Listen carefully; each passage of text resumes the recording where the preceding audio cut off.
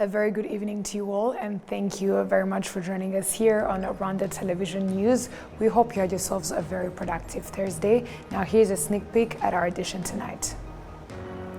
The President of the Republic of Rwanda, His Excellency Paul Kagame, assures that he will not cease to support the private sector with developmental activities. COMESA has launched a project meant to help those in the food distribution chain.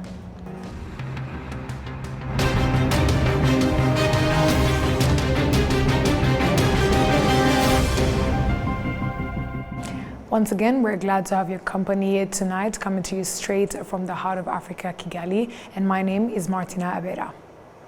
The President of the Republic of Rwanda, His Excellency Paul Kagame, assures that he will not cease to support the private sector with developmental activities, as these play a big role in the country's development. The head of state made these remarks while officiating the inauguration of the 22 billion Rwandan francs worth Radiant Insurance Company Limited building. Prince Manzi has more on this report. The construction activities of the inaugurated building started in 2019. Mark Rugenera, the managing director of the Radiant Insurance Company, is grateful for the head of state who played the role for Radiant Insurance Company to have a bigger plot of operation, contributing to its gradual growth. Tuzahora tuzirikana kandi duha agaciro uruhare rwanyu rukomeye mwagize kugira ngo iyi nzu yubakwe. We will always remember and honor your role for this building to be realized. I'm saying this as you are the one who gave us this plot of land from 1,000 square meter land to this 2,345 square meter land. Since Radiant started in 2013, it grew and developed, starting with the capital of 1 billion Rwanda francs. But now the amount grew to 6 billion Rwanda francs, and the stakeholders amount account for 10 billion Rwanda francs.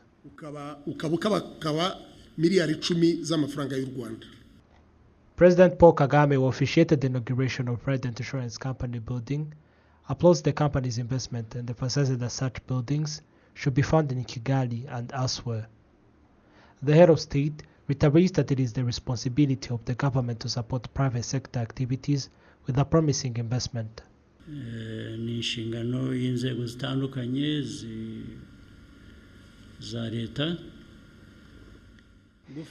It is the responsibility of all levels of the public sector to contribute, be it in laws and policies, for developing people in various activities, including such investments.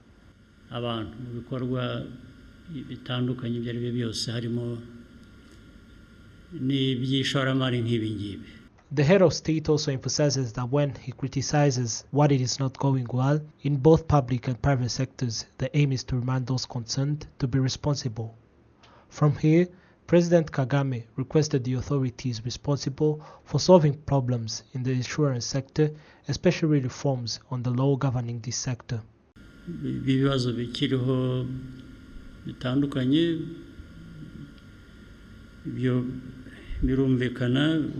Different issues still found, it is well known, and those in charge are going to follow up on them. Those that can be changed earlier, no need of first being a burden to people, and I think that will be solved. There are always things to do both on the public and private sector side. We have to always find what could support such acts. There are ways to deal with these. The issue is people neglect, but it is the responsibility of each of us for fastening things. Radiant Insurance Company Limited is operating since 2013. The inaugurated building was constructed in 5 years and is worth 22 billion Rwanda francs. Thank you, Prince Manzi, for that report. Experts in renewable energy emphasize that the sector's development on the African continent necessitates collaboration with the private sector to secure the necessary investments. This partnership is crucial for the sector's significant role in driving economic growth across African nations. This point was reiterated on Thursday at the National Security Symposium being held in Kigali. Olive Nete has more. On the second day of the conference, discussions centered on the global energy crisis and transitions, evaluating the current threats and opportunities for Africa. Participants emphasized that sustainable development is unattainable without ensuring the security of people and their assets. Renewable energy experts highlighted that achieving this goal requires a sustainable approach to combating climate change. So energy transition is about looking at what are the main causes and how to address them. There is a global problem. This is global warming. The main cause is emissions. Those emissions come from fossil fuels. The share of those fossil fuels in global emission is 80%. That's why the fossil fuels are the ones that are attacked. And the energy transition is the shift from those fossil fuels to renewable energies. So after the Paris Conference of Parties, the COP21, all the African countries submitted their non-determined contributions, which are non-binding commitments to reduce. So by 2019, all of them had submitted their contributions. And if implemented, those contributions would allow to reduce by 40% the current emissions of Africa. The Ministry of Infrastructure stressed that since June 2023, they have decommissioned the fossil fuel power plant, ceasing its operations as a base load due to its high costs and environmental impact. The country is now prioritizing energy sources that do not pollute the atmosphere, focusing on renewable energy from water and solar radiation, as well as clean energy from methane gas. There are interventions to protect the forest. This comes through especially clean cooking solutions, which also have multiple facets. The first one is LPG. We are putting a lot of efforts into LPG. One is for household. Even in July 1st, we are launching a project to provide LPG facilities for 50,000 households. We are looking at institutional cookers like schools, especially schools, where we also are looking for a big campaign to change all the schools to LPG. The second one to protect forests, beside LPG, is efficiency. This, we still use biomass, but we use efficient cook stuff because, as we understand, you can't just put everyone on LPG. Dan Kling, founder and CEO of East African Power, highlights the need of 100 gigawatts of electricity in the next 20 years, requiring at least $30 billion in annual investment. He emphasizes that collaboration with the private sector is crucial due to the substantial investment needed to meet this demand. So when we talk about as a private sector, the investment opportunity is really a $1 trillion opportunity. And yes, the first project was less than a megawatt, but where the needs are is starting to talk about in the thousands of megawatts. What's amazing is that we've had a journey as a company where we've been able to have a home here in Rwanda and now expand to 10 other countries where we're able to provide those services. We can't do 1,000 megawatts in Rwanda. I think maybe 1%. But the reality is that we can send in the expertise that has been fostered and developed here into the region. Rwanda is doing something absolutely amazing where the private sector is invited at the policy level in sector working groups, where we're able to have a dialogue and an input on what that energy generation mix is. So if we look across the continent, 55% of the new generation that will be coming forward is positioned for solar and hydropower technologies. This is amazing. This is a great opportunity for Rwanda to expand its exports. Currently, 80% of households in Rwanda have access to electricity. Minister Jimmy highlights that one of the main challenges is the high cost of electricity. However, he notes that several projects are underway to reduce these costs. Rwanda's ongoing project aimed at providing environmentally friendly energy are expected to significantly reduce the high cost of electricity. Currently, about 600 million people in Africa lack access to electricity, and approximately 800 million still rely on firewood and charcoal, which emit more carbon and harm the environment. Renewable energy experts suggest that continental collaboration is essential to bridging this energy gap. Olive Nete, RTV News. Thank you, Oli, for that report. COMESA has launched a project meant to help those in the food distribution chain. SEHA will last for 5 years and cost 15 million. Experts have noted that the initiative has come at the right time. We are excited because Rwanda already has a horticultural strategy, so it will be easy for COMESA to work with Rwanda. And from the presentation that have been here, I'm very confident that Rwanda by next year will be at another level. The country seems to be well organized in terms of the collaboration between the ministries, the private sector. I saw the 3 farmers that were talking about the onion, the Irish potatoes, and the avocado. So we are excited, with this launch that has been conducted today. The benefit is that the horticulture industry in Rwanda is going to grow, and the climate within Rwanda is conducive for most of the horticultural products. And then the economy will also grow. And Rwanda will be one of the countries, I think, that will contribute significantly to regional trade within the COMESA and the EAC region. And so this is very exciting for us because Rwanda will contribute significantly to the export of horticultural products using the SEA label.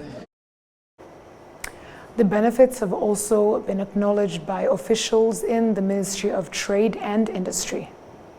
Well, this project is cross-cutting. It's looking at the entire value chain, looking at increasing productivity of the seeds, starting from that level to increasing production, to organizing the value chains in the 3 priority sectors, which are Irish potato, avocado, and onions, and then ultimately looking at how these commodities, these products can be marketed or can go on the market in sufficient quantity, and then ultimately how it can also be exported into regional and international markets. One of the important things that this initiative is doing is coordinating and consolidating the various players into a national chapter.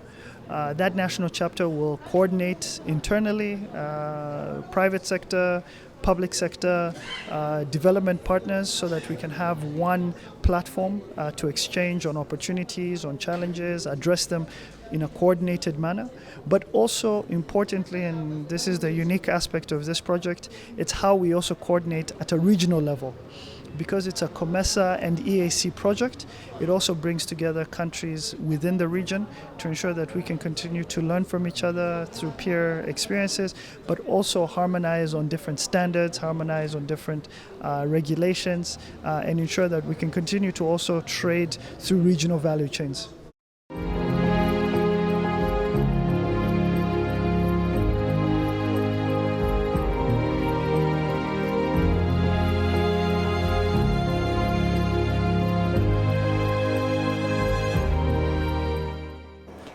The Japanese Minister of State for Foreign Affairs, who was on a one-day working visit here in the country, has said that Japan will continue to be a development partner on Rwanda's journey. Kyoto Tsuji made the comments after a visit to the Kigali Genocide Memorial. This is the first time I am making a state visit to Rwanda, and my condolences are with the victims of the genocide and their families. And yes, it has been 30 years, and Japan will and always stand by Rwanda. And this is not just about Rwanda, it's about us, and it's also about the entire global community. And this tragedy and Rwanda's people's will and efforts to overcome this through unity is a sign of courage and virtue that the whole world is burdened to.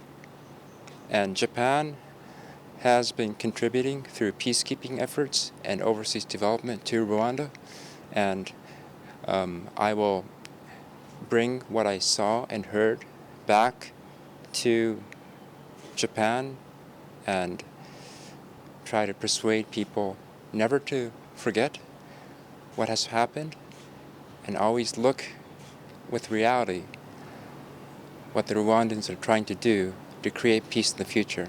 And I believe we will have more to contribute in that effort. Students at the University of Rwanda who receive support from the MasterCard Foundation have visited the Murambi Genocide Memorial and say that what they learned from the visit will help them to fight those who seek to negate and deny the genocide against the Tutsi. We have more.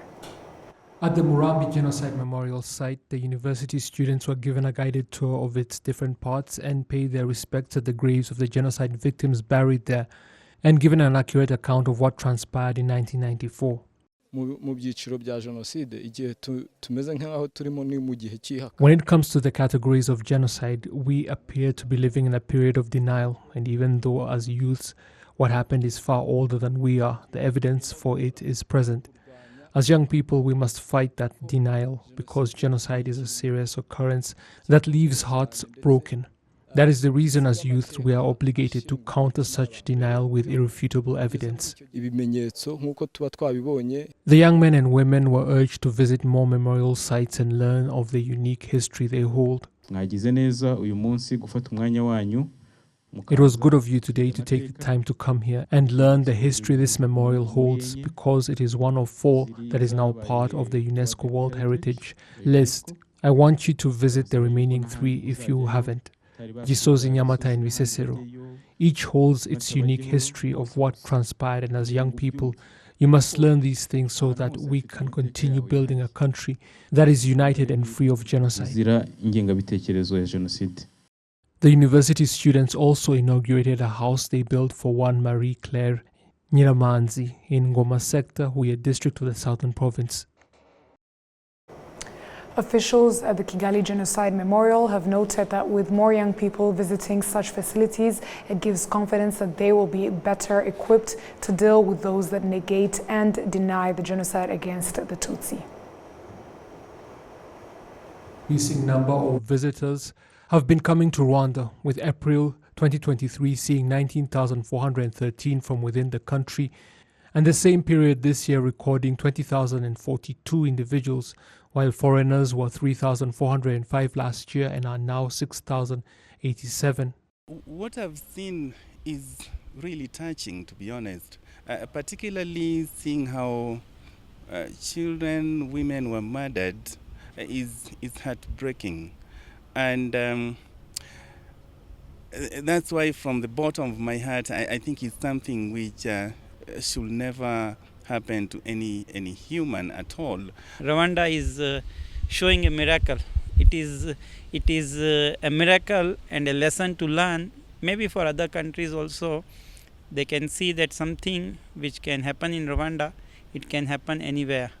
But the leadership, the good governance, and the care for everyone, this is leading Rwanda to a direction where it is setting an example for the rest of the world. With members of the Rwanda Tourism Chamber having visited the memorial, it was also noted that the last 30 years have been a time of progress and lessons for the development of the country. Definitely, we work very closely with the Kigali Genocide Memorial because this is the entry point for our visitors who come to Rwanda. Every visitor coming to Rwanda, they always want to know not only about the national parks, the beauty of the country, but they also eager to know about the history, to understand what happened in the 1994 genocide against the Tutsi. And us as the people working in the tourism industry, working together, we always here, and we always bring them here and other places to show them what happened, to tell them about the history of this country. And that is the contribution that we give, and we will continue to work towards that to ensure that our history is known very well During our promotion, we also have different events that we organize to promote the country, not only here but also in the region and all over the world. When we go there in those events all over the world, we always showcase our country, but also talk about the history and also the history of the genocide against the Tutsi that happened in 1994. Last year, Rwanda received more than 1.4 million tourists. The tourism sector and its affiliate institutions collecting $620 million. In 2022, that figure had been $500 million, meaning there was an increase of 36%.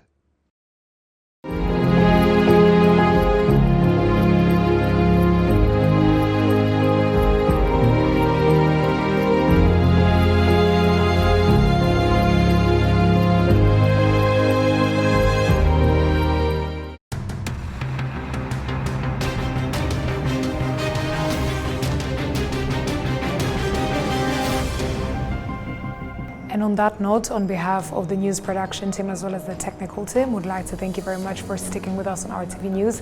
My name is Martina Abera. Stay safe and have a great night.